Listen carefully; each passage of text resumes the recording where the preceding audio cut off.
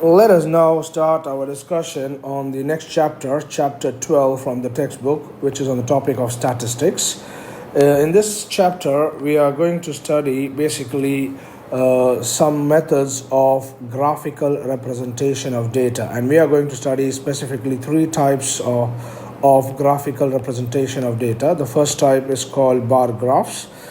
The second type is called histograms.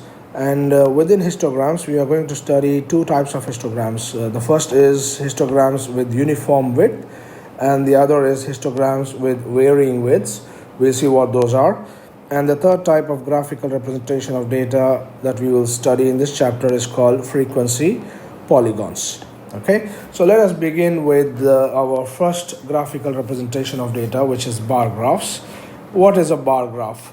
A bar graph is basically a pictorial representation of data in the form of bars of uniform width. Each of the bar has a uniform width, and the spacing between the bars is also equal, and that is the bars are equally spaced as well. So basically, we are trying to represent our data in an easy to read pictorial way. So that way we will be able to understand and interpret the data at a quick glance of the data. Okay, so for example, let us take this tabulated data where we have some data which is represented as a table where we have the budget of a particular household, where the household family has budgeted their expenditure into categories of different heads. For example, they have budgeted grocery for 4,000 rupees. So that's 4, and the unit here is in 1,000 rupees. So grocery, the budget for grocery is 4,000 rupees. Rent is 5,000 rupees. Education of children is 5,000 rupees. Medicine is 2,000 rupees. Fuel is 2,000 rupees. Entertainment and miscellaneous expenses are 1,000 rupees each. And we are going to represent this tabulated data in the form of a bar graph. And what we have on the right hand side here is a bar graph. What we do to represent a bar graph is basically we represent each of these categories of the table on the x-axis, and we represent the value of each of these categories on the y-axis. So each of these categories, we can call this as a variable, and the value of the variable is on the y-axis. So in this case, what we do is for each category or variable on the x-axis, we make a rectangular bar whose height is equal to the value that is specified for that particular variable. For example, grocery is 4,000 rupees. So for grocery, we mark it on the x-axis as grocery, and we make a rectangular bar which has a height of 4,000 units. So on the graph, we have marked here 1, 2, 3, 4, and we have mentioned here that the units is in thousands of rupees. So that means the 1 represents 1,000, 2 represents 2,000, and so on. So we have the variable, which is basically expenditure in thousands of rupees. And on the x-axis, we have each of the variables, which is grocery, rent, education, and so on. And the values for each of these variables is specified on the y-axis. So if you notice now here, we have marked grocery on the x-axis, and grocery has a rectangular bar of height 4 into 1,000 in terms of 1,000 rupees, so it's 4,000. So grocery has a height of a bar, rectangular bar of 4,000 units.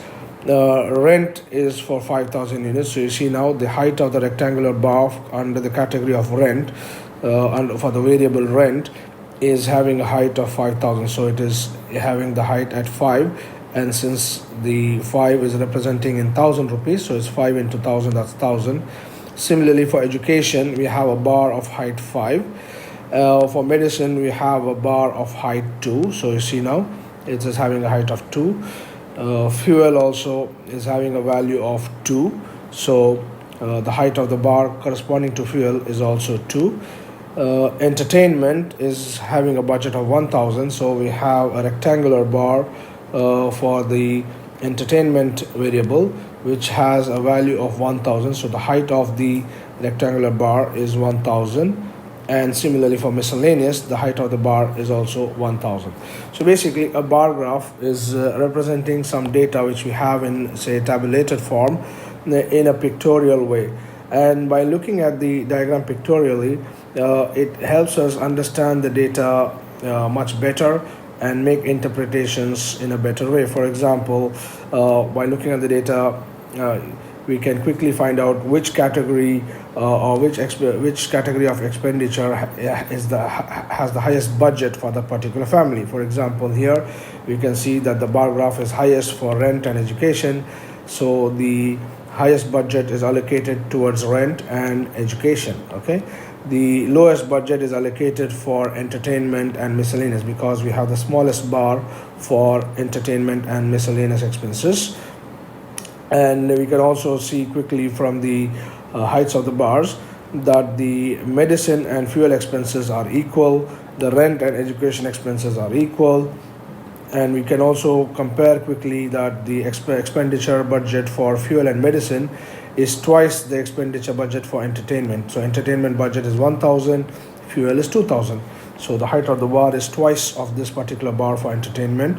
So we can quickly interpret the data by looking at the pictorial representation rather than the tabular representation. Now, in this case, the tabular representation is having a small set of data. When we have a large number of categories with a lot of data, pictorial representation of the data makes for easy interpretation and understanding of the data. Okay, so that's the bar graph. And what we notice in this bar graph is that each of the rectangular bars is having a uniform width. So if you look at the width of each bar, they're all the same. So that's what we meant here, that a bar graph has bars of uniform width. So the width of each of the bars is uniform, that is, they are same width, and they also have equal spacing between them. So that means the spacing between two consecutive bars or two adjacent bars is also the same. So this is what we mean by equal spacing bars and uniform width bars. Okay, so this is basically the structure of a bar graph. So we will be given some tabular data, that is data in the form of a table like this, and we will have to make a bar graph for that. So whatever is the categories or variables, we'll put them on the x-axis, and the values for each of those variables, we'll put them on the y-axis, and then make rectangular bars whose heights are equal to the values of each of those variables. Okay, so that is how we will make a bar graph. Let us now look at the second type of graphical representation, which is histogram, and we will see the first category of histogram, which is a histogram with uniform width. Now, histogram is similar to a bar graph, except that it is used for continuous class intervals. That means the variables that we use for the categories, they have a continuous scaling or continuous intervals. For example, if you look at this particular table, where we are having a distribution of the weights of different students in a class of 36 students. So there are some students whose weights lie between 30.5 kg and 35.5 kg. There are some students whose weights lie between 35.5 and 40.5. Some students' weight lies between 40.5 and 45.5 kg, and so on and so forth. Okay, and within each interval of the weight range, there are a certain number of students whose weight falls in that particular range. For example, here for the first one, in the interval from 30.5 kg to 35.5 kg, there are 9 students. In the interval from 35.5 to 40.5 kg, there are 6 students. And in the interval from 40.5 to 45.5 kg, there are 15 students, and so on and so forth. Now, we said that the histogram is used to represent continuous class intervals. So what do we mean by continuous class intervals? So if you notice here, the starting range, the starting point of the range and the ending point of a range is specified. But when you look at the next interval starts exactly where the previous interval ended. So the previous interval ended at 35.5, and the next interval is continuing from the 35.5 and proceeding further. Okay, so this is what we mean by continuous class intervals. So there is no gap between each of the intervals. So the intervals are having a continuous range. So 30.5 to 35.5. The next interval starts at 35.5 in continuity and ends at 40.5. The subsequent interval starts at 40.5 in continuity with the previous interval and proceeds to the next endpoint, and so on and so forth. So if you see here, each of the interval starting point is the same or is equal to the ending point of the previous interval, and this is what we mean by continuous class intervals. And histograms are used when we want to represent data in pictorial form where the class intervals have a continuous range. Okay, so once we have these continuous classes, what we do is we make a graph similar to the bar graph as in the previous case, where we mark the x-axis with the class intervals, and which are basically the variables, and the y-axis is going to contain the values of those variables. So what we do is, because these are continuous ranges, so we start with the lowest range, 30.5. So we have 30.5, and the next the ending point of the first interval is 35.5. So we have 30.5 to 30.5, and in this interval we make a rectangular bar whose height corresponds to the number of students or the value of that particular variable. So the value of the variable is 9. So the height of that range of the rectangular bar in that range from 30.5 to 35.5 is having a height of 9. So we have 8 here and 9 is here. Between 8 and 10 is 9. So the height of this bar is 9. So that means the number of students in the range 30.5 to 35.5 is equal to 9. The next interval here, as you see here, it is in continuity with the previous intervals. That's why there is no gap between two adjacent bars in the histogram. So the next interval continues in continuity from the previous interval. So we have the starting point of the next interval as 35.5 and the ending point is 40.5. So now the height of the bar for that particular range corresponds to the number of students or the value of that range or the value of that variable, which is in this case 6. So the height of that rectangular bar is 6. So clearly you see the height of this bar in the range 35.5 to 40.5 is 6. So there are 6 students in that range. Similarly, the next range is 40.5 to 45.5, where we have the number of students as 15. So we have the height of the bar as 15 units. So 14 is here and 15 is slightly above here. Between 14 and 16 is 15. So the height of the bar for this category is 15. That means there are 15 students in the range 40.5 to 45.5 kg, and so on and so forth. So likewise, we will plot the rectangular bars for the histogram for each of those specified ranges. So what we notice here is that the ranges are continuous. So we make a histogram, in which case because of the ranges being continuous, there is no spacing between two adjacent bars. All the bars are touching each other.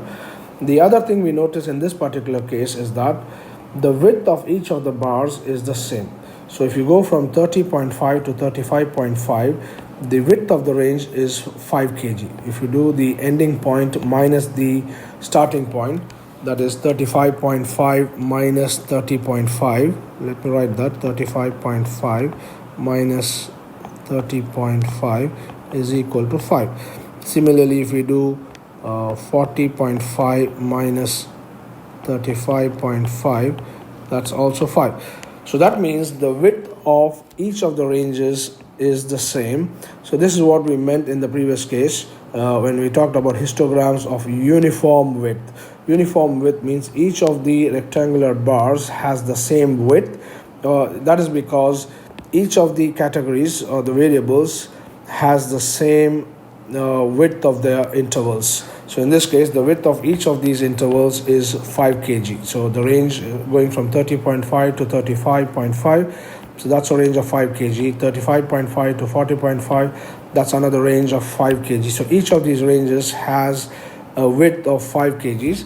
So the histogram that we get is a uniform width histogram where the width of each bar is 5 units. Okay, so this is the first type of histogram, which is called as histogram with uniform width. And compared with the bar graph, what we notice is histograms are used when the ranges are in continuity. So we have each of the starting point and ending point of a specific range, and the ending point of a previous range becomes the starting point of the next range, and so on and so forth. And then for each range we make a rectangular bar whose height is equal to the value of those variables or the number of elements which lie within that range. So in this particular case, we are having the weights of the students and the number of students whose weights lie in that particular range. So again, we quickly are able to understand which weight range has the highest number of students. In this case, we can clearly see from the bar graph that the number of students is highest in the weight range from 40.5 to 45.5, which is this range here. The number of students is least in the range from 50.5 to 55.5 because that's the smallest bar here. And the other thing we notice, as I said, is that the width of each of these bars is the same because they are all having a uniform width in the class interval. So therefore, this is a histogram with uniform width, which is what is mentioned here. Okay, so that's the first type of histogram. Let us now move on to the second type of histogram, which is a histogram with varying width, where the width of each of the bars is going to be different. Now, in order to understand this, let us consider another table of data where we have continuous class intervals, but the width of the intervals is not the same for each of the intervals. So let's look at these intervals here where we have the marks of the students specified in ranges, and we have the value of each of the range as the number of students whose marks lie in that particular range. So the first interval is 0 to 20. So that means in 0 to 20 there are 7 students whose marks lie between 0 and 20. And the next interval is from 20 to 30, and there are 10 students whose marks lie in that interval. And again, the third interval is 30 to 40. Again, we have 10 students whose marks lie in that interval, and so on and so forth. So from 40 to 50, there are 20 students. From 50 to 60, there are 20 students. From 60 to 70, there are 15 students. 70 and above, that means from 70 to 100, there are 8 students. Okay, so the maximum marks is going to be 100. So 70 and above means from 70 to 100, there are 8 students. The first thing we need to take note of is that this is a continuous interval range. That means the starting point of a particular interval is the same as the ending point of the previous interval. So for example, the first interval ends at 20 and the second interval begins at 20. The second interval ends at 30 and the third interval begins at 30. Similarly, when the third interval ends at 40, the fourth interval begins at 40 as well. So the intervals are continuous. So histograms, as we discussed earlier, they are used to represent continuous class intervals. So there is continuity between the intervals. There is no gap between them. So where a particular interval ends, the next interval starts or begins at the same point. So we clearly see that the intervals are continuous. But compared to the previous one, there is a difference in this particular table. The difference is that the width of the intervals is not the same for all the intervals. For example, the first interval has a width of 20. We have a range going from 0 to 20. That means it is a range of 20 marks. But the second interval is from 20 to 30. That means the range of this particular interval is only 10 marks. Similarly, 30 to 40, the width is only 10 marks. 40 to 50, the width is 10 marks. 50 to 60, again, the width is 10 marks. 60 to 70 is also 10 marks. 70 to 100, the width is 30 marks. So what we see now is that the widths of all the intervals are not uniform in this particular case. Some intervals have a width of 20, some intervals have a width of 10, and some intervals have a width of 30. and for each of those intervals we have the values of the number of elements that lie within each of these intervals.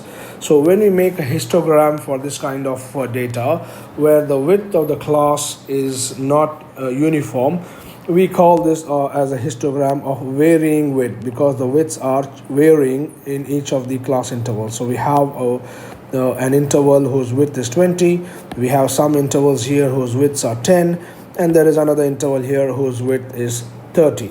Now when we have such a data with varying widths, again the idea of making the histogram is going to be the same as in the previous case, where we will mark the x-axis with the ranges, and then we will have to draw the bars for each of that range according to the value of that range by making its height proportional to the value of that range. But because the ranges are having different width, we need to calculate the height of the bars in a slightly different way, because what we want to do is we want to make the bars in such a way that the area of each of the bar is proportional to the number of elements which lie in that particular interval. So to make the areas of the bars proportional to the values of those ranges, we have to determine the height of the bar appropriately. So when the range is having a bigger width, accordingly we have to adjust its height in such a way that the area of the bar is proportional to the number of elements in that particular range. So the procedure to do that is we have to first identify what is the lowest width in this entire set of intervals, the lowest width or the lowest size of the interval. So we have one interval of size 20, we have a few intervals of size 10, and then we have one interval of size 30. So the smallest interval is of size 10. So we have 20 to 30, 30 to 40, all these are having a width of 10. So the minimum class width is 10 for this particular data. So there are three widths in this particular data set. There is a width of 20 for the first one, there is a width of 30 for the last interval, and all the other intervals in the middle all have a width of 10. So 20, 10 for these, and 30 for this. So that means the minimum width that we have in this entire data is 10. So the first thing we identify is the value of the minimum width of the class, which is 10 in this case. And from that we can calculate the height of each bar as the frequency divided by the width of the class into the minimum width. So frequency is basically the number of times there is data within that range. So that is called as frequency, and in this case the frequency is basically the number of students whose marks lie in each of those ranges. So the 7, 10, 10, 20, 20, 15, 8, all these come under the frequency. Frequency is basically the number of times there are marks in that particular range. So there are 7 students marks that lie in the range 0 to 20. The marks of 10 students lie in the range 20 to 30. The marks of 10 students lie in the range 30 to 40, and so on and so forth. So this data here, the values of the variables, that basically corresponds to the frequency. And we have the width of each of those classes. So the first class has a width of 20, so that's 20. 0 to 20, the range is 20. 20 to 30, the width of the class is 10. 30 to 40, the width of the class is 10. 40 to 50, the width of the class is 10. How do we calculate the width? The upper limit minus the lower limit. So 50 minus 40 is 10. 60 minus 50 is 10. 70 minus 60 is 10. 100 minus 70 is 30. So the width of each of these classes is also noted down. And then we can calculate the height of the bar according to this formula, where we divide the frequency by the width of the class and then multiply it with the minimum width, the smallest width in the entire data, which in this case happens to be 10. So the height of each bar can be computed as, for the first one it will be 7 over 20. So the frequency is 7. So the frequency is 7 divided by the width of the class. The width of this particular class is 20. When we say class, it means of that particular range, the width is 20. So it's 7 by 20. multiplied with the minimum width. So the minimum width for the entire data we have identified as 10, so into 10, so that will give us basically 7 by 2, which is 3.5. So when we make a histogram for this particular data, for the interval 0 to 20, we will make a rectangular bar whose height will be 3.5 units. So similarly, for the range 20 to 30, we can now calculate what will be the height of the bar. So it is frequency divided by the width. So frequency in this case is 10. So frequency is this 10 divided by the width of the class is also 10. So that's 10 by 10 into the minimum width is also 10. We have noted down here the minimum width is also 10. So 10 by 10 into 10. So they basically we get this as 10. Similarly, for the next class interval, we have the frequency is 10 divided by the width of the class is also 10 multiplied with the minimum width is 10. So we get again 10 for this. For the next class of 40 to 50 range, the frequency is 20 divided by the width of the class is 10 multiplied with the minimum width, which is 10, so we get 20 here. And the next one is also frequency is 20 divided by the width of the class, which is 10 multiplied with the minimum width, which is also 10, and we get again this one as 20. The next interval has a frequency of 15 divided by the width of that interval is 10 multiplied with the minimum width, which is also 10, so we get this as 15. And the last interval has a frequency of 8 divided by the width of the interval is 30 into the minimum width is 10, so it will simply going it's simply going to be 8 divided by 3. So 8 by 3 is 2.67. Okay, so now we have the values for the heights of each of these bars, using which we can now create our histogram, where we will mark on the x-axis the range of the numbers or the class intervals on the x-axis, and on the y-axis we will mark the number of students or the values of those ranges or the number of elements which fall in those ranges. And for the number of ranges, we will not use these values directly, but we will use the heights of the bars that we have calculated here, because the ranges here, they are not of uniform width, they have different widths. So we want to make the histogram bars in such a way that the area of each of the bar is proportional to the frequency value in that particular range. So in order to do that, we have now computed the heights of each of these bars. So using these heights for each of that range, we will make a bar whose height is given by these values that we have now calculated. So let us now see how we can make the histogram for this data. So we are going to put these ranges or the class intervals on the x-axis and the heights of the bars on the y-axis, and based on that we will make the histogram for this data. So I have just put the table that we have calculated once again here, so that we can read it easily, and based on this we have now constructed the histogram. So we see clearly that we have our ranges. So the first range or the class interval is from 0 to 20, so we have 0 to 20 as our first range. The second interval is from 20 to 30, so we have from 20 to 30 here. The third interval is 30 to 40, and the fourth interval is 40 to 50, and so on. And then we have the last interval going from 70 to 100. So clearly we see that we have intervals of varying widths. The first interval is having a width of 20.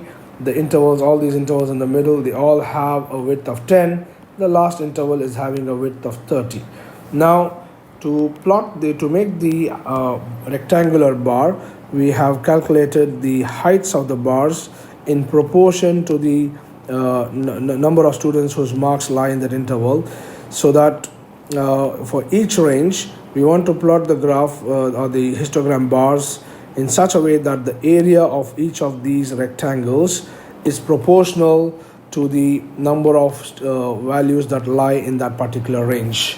So we have calculated the heights according to this procedure. So accordingly, we are just going to now plot the bars of those ranges according to the heights that we have now calculated. So for 0 to 20, for the interval 0 to 20, the height of the bar is 3.5. So we have here 3.5. So we have 2 and 4. Exactly halfway between 2 and 4 is going to be 3, and exactly halfway between 3 and 4 is going to be 3.5. So this height here is representing 3.5. For 20 to 30, the height of the bar is 10. So the range from 20 to 30 has a height which is equal to 10, as you can see from this diagram. And similarly for 30 to 40, the height of the bar is also 10. So the height here is also 10 here. From 40 to 50, the height of the bar is 20. Similarly for 50 to 60, the height of the bar is 20. So 40 to 50 has a height equal to 20. 50 to 60 has a bar whose height is 20. 60 to 70, the height of the bar is 15. So we have 15 for this. 15 is exactly between 14 and 16. So it's 15 is halfway between 14 and 16. And that is what we have here. And from 70 to 100, the height of the bar we have obtained as 2.67. So it is above 2 and slightly below 3. Okay, 3 will be exactly between 2 and 4. So it is slightly above 2 but below 3. Okay, so the height of this particular bar from 70 to 100 is 2.67. So if you extend this, it falls somewhere here. So it is above 2 but below 3. So the height here is 2.67. So what we again see is that since it's a histogram, the bars are continuous. That means there is no spacing between the bars. And the other thing we notice here is that in this particular histogram, all the bars are not having uniform width. Okay, some bars have a width of 20, some have a width of 30, some have a width of 10. So this is what we mean by histogram with varying width. So again, this kind of histogram has to be used or depicted when we have our data specified in such a way that the intervals given to us do not have uniform width. Okay, but in such a case, what you have to remember is that you will not mark the height of the bar directly according to the frequency, but you will have to calculate the height of the bar by in such a way that the area of each of the rectangular bars is proportional to the frequency, okay, for that range. So we have to apply this procedure where we divide the frequency by the width of the class and then multiply that with the minimum width of the entire class of the entire data. Okay, and we do that for all the ranges, and we obtain the heights of the bars for each of those ranges and then make the histogram accordingly. Okay, so for 0 to 20, the height of the bar is 3.5. For 70 to 100, the height of the bar is 2.67, and so on. Okay, so we have computed each of these heights and accordingly plotted the histogram, and now we have this histogram of varying width. The next type of graphical representation of data is called as a frequency polygon, and a frequency polygon can be formed by joining the midpoints of the bars in the histogram. So that means once we have made the histogram, from the histogram we can construct the frequency polygon. That's one way of doing it. Or we will see, as we will see later, it is also possible to make the frequency polygon without making the histogram. So when we have made the histogram, what we do is we mark the midpoints of each of the rectangular bars of the histogram on the upper side of the rectangular bar. So the midpoint of the top of the rectangular bar is this point B here for the first bar. For the second bar, the midpoint of the upper side of the bar is the point C. For the third bar, it is the point D. The midpoint of the upper side of this bar is this point D. Similarly, the midpoint of this bar is the point E, and then we have F for this particular bar and G for this bar. Okay, so what we now do is, once we have marked the midpoints of each of these histogram bars, we join those midpoints using line segments. So we join from B to C with a line segment, from C to D with a line segment, from D to E with a line segment, from E to F with a line segment, and F to G with a line segment. So that gives us a polygon shape, okay, a polygon starting from B and going to G. So it's B, C, D, E, F, G. So we have till there. But we don't stop there. What we have to do when making the frequency polygon is that we have to consider or imagine that there is a class preceding the lowest class, and we also have to assume that there is a class succeeding the highest class. So the lowest class is having an interval from 30.5 to 35.5. So we have to assume another class preceding this as an empty class with a frequency value of 0. So the preceding class will be from 25.5 to 30.5, and we mark the midpoint of that with a 0 frequency. That means the height of the bar is 0 height. So we just mark the midpoint of that particular range on the x-axis. So we assume that there is a class preceding the lowest class, and mark the midpoint of the of that preceding imaginary class with a 0 frequency. So that is the point A over here. Similarly, we assume a class succeeding the highest class and having a 0 frequency, and we mark that point as the point H in this case. So now what we do is we take the first bar and the midpoint of the first bar and join it with this imaginary class 0 frequency point, which is the point A. Similarly, for the imaginary class succeeding the highest class, we join the point, the last point of our data from the last bar, which is G, with that imaginary point H, and complete the polygon. That is, we close the polygon. When we close the polygon, we get a complete closed shape starting from A and going to H, and then covered by at the bottom by the x-axis. So we get a polygon A, B, C, D, E, F, G, H. Okay, and the last line completely closes it. So we get a closed polygon here. So the complete frequency polygon is going to be from A up to H. Okay, where we have assumed that there is a class preceding the lowest class and there is a class succeeding the highest class, and for that preceding class and the succeeding class we take a frequency value of 0. So we just mark the midpoint of that preceding interval with a 0 value. That is, the point is the midpoint of that interval on the x-axis. Similarly, for the succeeding class of the last interval, the point is marked as the midpoint of that interval on the x-axis. Okay, that means it is 0 frequency, and that gives us the complete frequency polygon. And why we do this is why we do this extension on the preceding class and the succeeding class is that if we do this, the area of the frequency polygon that we get will be the same as the area of the entire histogram that we originally had. Okay, so that is why we do this extension on either side of the actual histogram. So a frequency polygon allows us to represent the data in the form of a polygon shape, where we have each of the intervals represented by the heights of that particular point in that interval. So the height of the point B is the same as the frequency of the values in that particular interval. Okay, so that's the frequency polygon, where we have first seen how to make the frequency polygon here by using the histogram. Okay, however, it is also possible to make the frequency polygon without drawing the histogram. So when we have to draw the frequency polygon without drawing the histograms, in other words, we say that the frequency polygon can be constructed independently without drawing the histograms.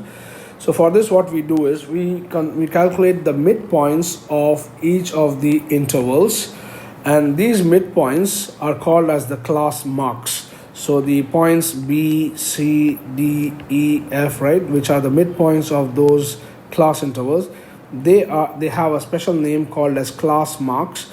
And for each of the class mark, we can calculate the for each of the class interval, we can calculate the class mark as per this formula. Basically, we take the average of the upper limit and the lower limit of the of each of the class. So if we have a class interval, say 30.5 to 35.5, the midpoint will be 30.5 plus 35.5 divided by 2.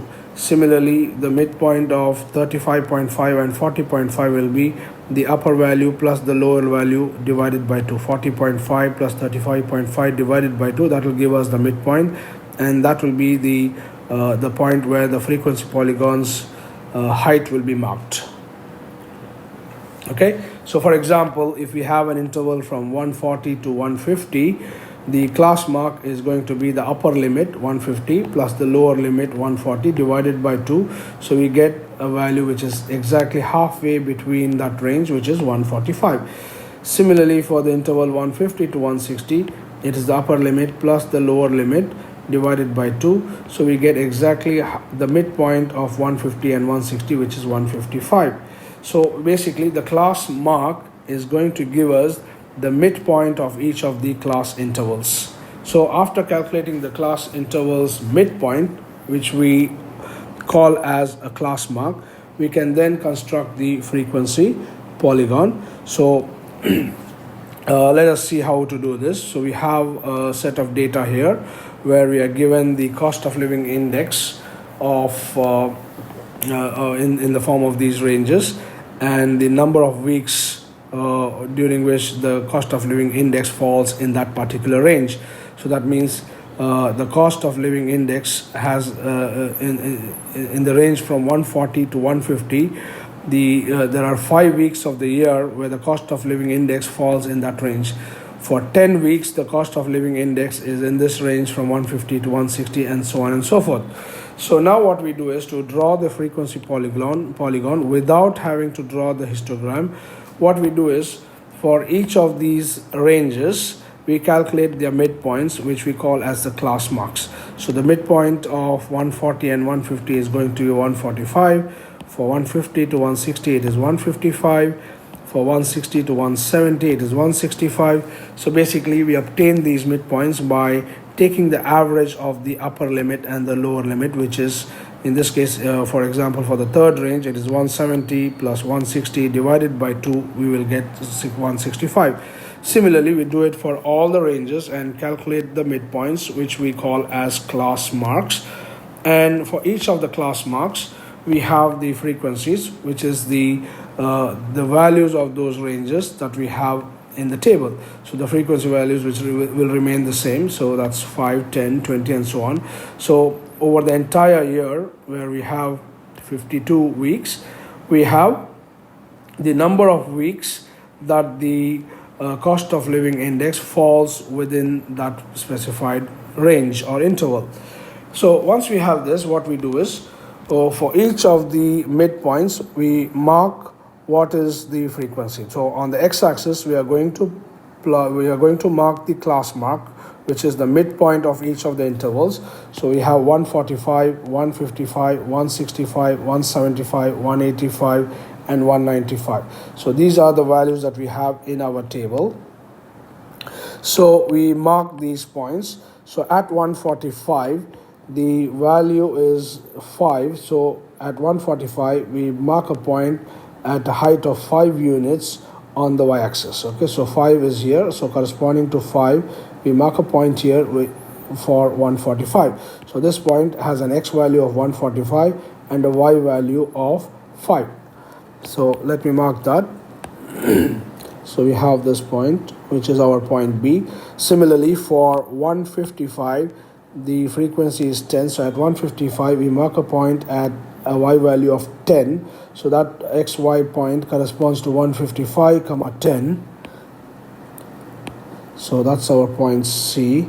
Similarly, at 165 we have 20. So clearly we see now at 165 the point we have is 20 on the y-axis. So x-axis value is 165 and the y-axis value is 20. So this point corresponds to 165 comma 20.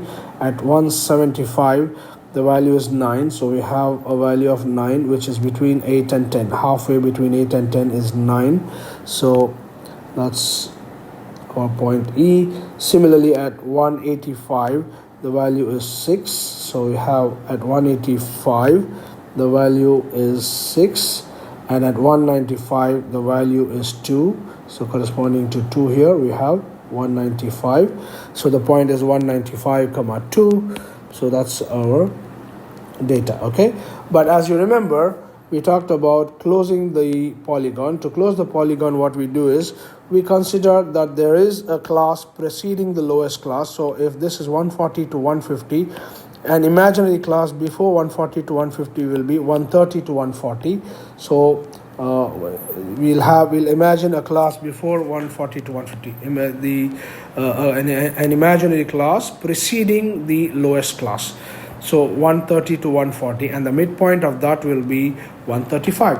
So if you have an imaginary class from 130 to 140, the midpoint of 130 to 140 is 135. So we have the midpoint 135, and for that we choose a value of 0 for the y-axis. So it's 135 comma 0.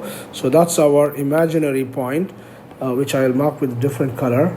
So we have this imaginary point here, which is the midpoint of the class preceding the lowest class, and that's an imaginary class that we just assume to exist in order to close the polygon. Okay, similarly, succeeding the highest class, which is 190 to 200, we will assume that there is another class succeeding it, which is 200 to 210, and the midpoint of that will be 205. So we have 205 as the midpoint of the imaginary succeeding class to the highest class, and we'll give a frequency value for that as 0. So the midpoint of that imaginary succeeding class is 205 and the frequency value is 0. So the point is 205 comma 0, so which is this particular point here. And now we join all these points to form the polygon, which is called as the frequency polygon, representing this particular set of data. So we have the frequency polygon A, B, C, D, E, F, G, H. That's our frequency polygon. So now we have seen the three types of graphical representations of data for this chapter. The first one we saw was the bar graph, where we may represent the data as rectangular bars of uniform width and equal spacing. So that was the first type of graphical representation, which we call as a bar graph. The second type of graphical representation is a histogram, and within histograms we have seen two types. The first histogram is of uniform width, and the second histogram is a histogram with varying width. And the third type of graphical representation that we have seen is the frequency polygon, and the frequency polygon can be drawn from the histogram, or it can also be drawn without having to draw the histogram, as we have seen in this particular procedure here. Okay, so for the histogram with varying widths, we have seen how to determine the height of each of the bars, and for the frequency polygon, where we have to draw the frequency polygon without drawing the histogram, we have also seen what is the procedure, where we calculate the midpoint of each class interval and then mark the midpoint of the class interval, or represent the midpoint of the class interval, which we call as class marks, on the x-axis, and the frequency of these ranges in the y-axis, and mark those points and join all those points by line segments to get a frequency polygon. So our frequency polygon in this particular example is A, B, C, D, E, F, G, H. Okay, so again, in a frequency polygon, what we need to remember is that we have to assume a class preceding the lowest class with 0 frequency, and we also have to assume a class succeeding the highest class also with 0 frequency, and mark those points to close the polygon. Okay, so this way what will happen is, by doing this, the area of the polygon will be the same as the area of the histogram. Okay, we will stop here for now, and we will continue in the next video, where we will do examples from the exercise problems of this chapter, and make bar diagrams or bar graphs, histograms of uniform width as well as histograms with varying width, and also construct frequency polygons. So we will do all these examples in the next video.